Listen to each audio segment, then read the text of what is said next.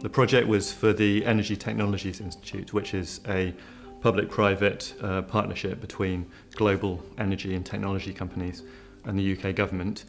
with a mission to invest in pre-commercial low-carbon technologies from across the whole span, from large-scale power generation through to small-scale distributed energy, networks and storage technologies, and in-home technologies too. And what they were looking for was a structured way to assess different investment opportunities given the pool of money they had available. And we were selected to work with them to develop a quantified framework for that. The challenge for them is that clearly they're operating across a very long time frame out to 2050 with a huge degree of uncertainty, everything from what the level of energy demand in the UK is going to be through to how costs of different technologies will develop. And that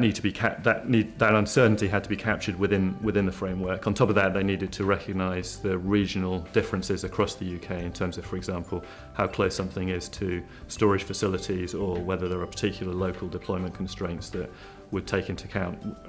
how different technologies could make an impact. We supported ETI right from the beginning of the process through the development of requirements from their perspective,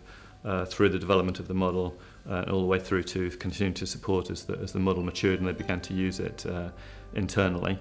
One of the key areas we worked with them at the beginning of the work was to really understand how we were going to capture the entire UK energy system,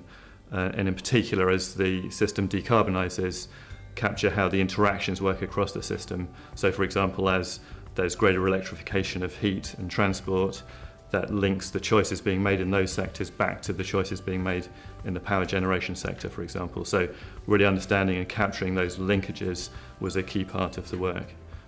The model has become a key part of the ETI's strategy development cycle. So on an annual basis, the board reviews the investment portfolio, makes key decisions about where to channel the funds, and the model is now used in a very formal process to and assess each of the different options and quantify the benefits for the board. It's also become actually quite widely used beyond the ETI, so the member companies on the private member organisations now use that model in-house to support their own analysis, and it's actually become also a key part of the policy modelling landscape, so it's now in use by the Department of Energy and Climate Change as they look at scenarios out to 2050, and by the Committee on Climate Change to make recommendations to the UK government.